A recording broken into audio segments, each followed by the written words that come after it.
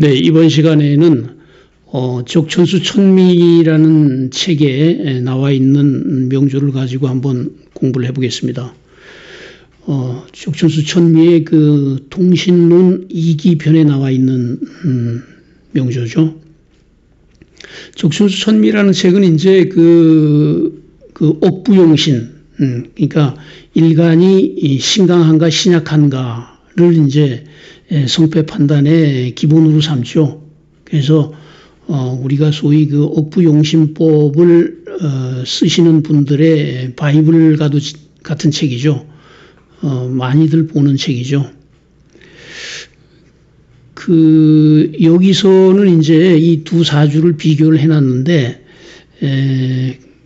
뭐를 얘기를 하려고 비교를 했냐면은 이제, 진퇴직이라 그래가지고, 나가는 기운과, 에 따라서 이제, 말하자면, 강하고 약한 게 달라진다. 뭐, 왕상휴수사, 그런 말 하죠. 그죠? 왕상휴수사.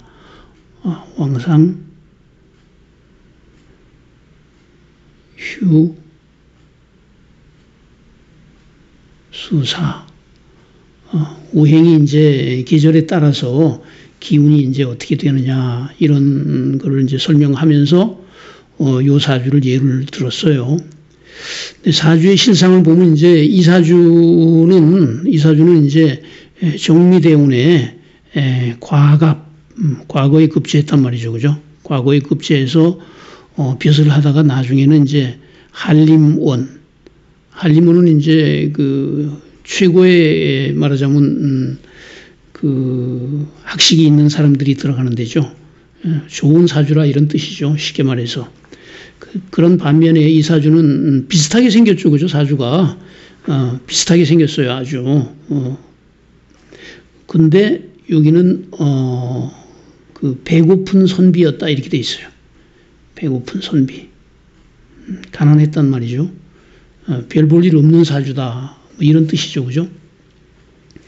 이제 여기서 진퇴직이라는 게 뭐냐면은 이 간목이 약하지 않다는 뜻이에요. 요거는 약하고.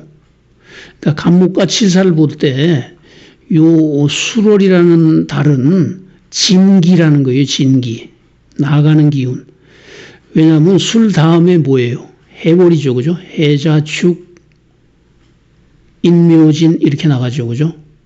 그러니까 갑이 점점 강해지잖아요. 그죠? 이리 갈수록. 근데 요 진월은 이제 그 퇴기라는 거예요. 퇴기. 예, 간목의 힘이 진월 다음에는 사오미 신유술. 이렇게 간다는 거죠. 그래서 갑이 약하다 이런 뜻이에요.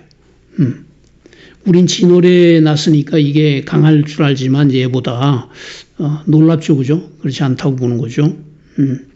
반면에 이제 칠살은 어떠냐? 칠살은 요렇게 가면은 약해진다는 거예요. 칠살은. 여기서의 칠살은 여기 칠살이 생지죠. 그죠? 요 강해진다는 거죠. 오히려 칠살은 진기가 된다는 거죠. 그래서 뭐냐면은 여기서는 이제 일간이 강하고 칠살은 일간보다 약하고 그다음에 요 제살하는 상관 요것이 약하지 않다. 술에서 뿌리를 두고 있기 때문에 그래서 이렇게 화운으로 흐를 때 좋았다 이렇게 돼 있어요. 그렇죠. 이제 칠살을 제복을 해서 근데 이제 이 사주는 어떻게 설명하고 있냐면은 이게 일단 갑이 퇴기고 왕상휴수사로 할 때 이제 점점 이제 약해지는 그런 계절이고 그 다음에 경금은 오히려 강해지고 칠살은 근데 요거는 을경합해가지고 요게 합금이 됐다고 생각해요. 금. 그러니까 을경합금이라 그러잖아요. 우리가 그죠? 금이 돼서 일간을 극하고 있다. 그래서 이쪽은 좋지가 않았다. 뭐 이제 이런 논리죠, 그죠? 자 이게 이제 자평진전적으로 보면은 이제 어떻게 되냐면은 이게 지금 일단 그 기식취살이라는 거 요걸 이제 얘기를 안 할 수가 없는데 기식취살은 이제 식상을 버리고 칠살로 나아간다 뜻을 말하면 이제 이런 뜻이죠, 그죠? 기식취살이라는 거는 식신이나 상관격에서 칠살이 있을 때 인성도 같이 있으면은 칠살의 해결을 식상이 하지 않고 인성이 한다는 논리예요. 좀 복잡하죠, 그죠? 일간이 너무 강하지 않을 때 가능하다. 조건은 재성이 없어야 된다. 재성이 있으면 당연히 안 되겠죠. 인성이 역할을 못하니까. 그러니까 기식취살에서는 인성이 이 상신이 된다는 거죠. 그 우리가 이제 GHB 이게 뭐가 있냐면 5가지가 있죠. 기식취살, 요거는 이제 식상격이 그 칠살을 인성으로 해결하는 거고, 그 다음에 기식취인이라는 게 있어요. 요거는 칠살격이 식상을 쓰지 않고 인성을 써서 칠살을 이제 화살해서 해결한다는 거고, 그 다음에 이제 인수격에서 그 인성이 칠살을 화살하지 않고 식상으로 하여금 이제 칠살을 제복한다는 게 기인취식이죠. 그 다음에 이제 기재취살이라는 경우도 있어요. 그 다음에 기살취재. 이렇게 이제 5가지가 있죠. 요걸 이제 지금 다 설명하긴 좀 그렇고요. 일단 이제 기식취살이라는 게 그러니까 논리가 요 식상격이 칠살을 봤으니까 식상이 요 칠살을 해결하면 되잖아요, 그죠? 근데 인성이 같이 있어버리면 이게 해결이 안 되죠, 그죠? 도식이 되니까 식상이 해결을 할 수가 없단 말이에요. 그럴 때는 칠살이 요걸 해결한다는 그 어떻게 보면 이제 참 이상한 논리죠, 그죠? 근데 여기에는 이 격국론에 심오한 이제 철학적인 말하자면 개념이 들어 있어요. 그 다음에 이제 그러면 이제 그 인성이 기식취살에서는 인성이 상신인데 재성을 만나면 안 되잖아요, 그죠? 재성이 인성을 극해버리면 안 되는데 이사주가 좋은 점은 이제 요 인성이 있지만은 요렇게 회지도 또 하고 있다는 얘기죠, 인성이. 그러니까 재운이 와도 또는 정임 합의되어도 요건 살아있다는 얘기예요.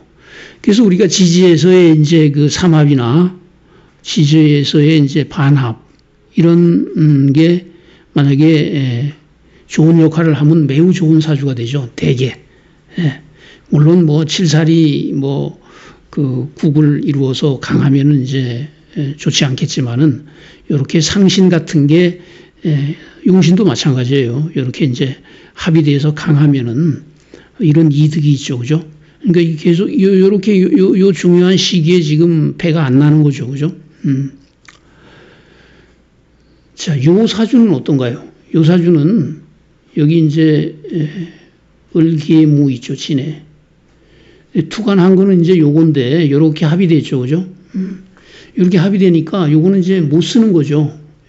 이렇게 합의돼 버리고 진토만 남았는데 사실은 이제 진술충미가 월지일 때는 요 지장간 플러스 고지가 되는 양간도 격국이 되죠. 지난번에 한번 얘기했죠, 그죠? 술 중에 병화, 경은 축은 경금, 미는 간목 이런 게 투출하면은 이제 격이 됩니다. 그래서 요거는 진에서 요것이 격이 됐다고 보는 거예요. 그럼 뭐가 돼요? 인수격이 되죠, 그죠?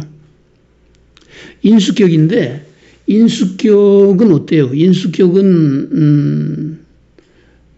이 관사를 보면은 인수용관 또는 인수용사로 성격되죠, 그죠? 그 다음에 비겁을 보면 인수용겁, 재성으로부터 인수를 보호하죠. 비겁이. 이렇게 성격이 되는데 이건 뭐예요? 요것도 상신이 될 수 있고 요것도 상신이 될 수 있는데 둘이 합해가지고 날아가 버리죠. 그죠? 이런 거를 인수만 남은 거죠. 그죠? 상신이 없단 말이에요. 이거를 고인이라 그런다. 외로운 인성이죠. 그죠? 외로운 인성. 우리가 정관이 이 상신이 없으면 고관이라 그러죠. 그죠? 외로운 관. 재성이 상신이 없으면은 고재. 외로운 재성. 이거 다 이제 좋지 않은 격이죠. 왜 그러냐 하면은 운을 잘 만나면 다행인데 운에서 이 식상을 만나버리면 정관이 그냥 바로 합격이 되죠. 이건 어때요? 운에서 비겁 만나면 바로 합격이 되죠. 그죠? 정관이 인성이 있다면 식상을 만나도 괜찮잖아요. 그죠? 그 다음에 재성이 정관이 있다면은 비겁을 만나도 괜찮죠. 인수는 비겁이 있다면, 그죠? 비겁이 있다면은, 어때요? 재성을 만나도 재극인이 안 되죠. 근데 이거는, 호롤단신이 있기 때문에, 재운이나 이걸 합구하는 운에는 꼼짝 못하고 당하는 거죠. 당했잖아요, 여기 이렇게. 그죠? 재성 오고, 재극인 되고, 요거 합돼버리고. 그죠? 그러니까, 만약에 여자로 태어나서 요게 경진, 신사, 이모, 계미 그렇게 갔으면은 훨씬 낫죠. 그런 사람, 만약에 여자로 태어났다면은, 대운이 거꾸로 흘러가지고, 이렇게 나쁜 사주가 안 되죠. 그죠? 근데 이 사람은, 인수를 쓰지만은, 인수를 써서 공부는 했지만, 이렇게, 운을 만나지 못하니까, 가난한 손비에 불과해, 벼슬을 못한 그런, 배고픈 손비에 불과했다. 이런 얘기가 되는 거죠. 조금 어려웠나요? 네. 오늘은 그 적선수 천미에 나오는 예심영조를 보고 기식치살과 고인격에 대해서 한번 공부를 해봤습니다. 여기까지 하겠습니다. 감사합니다.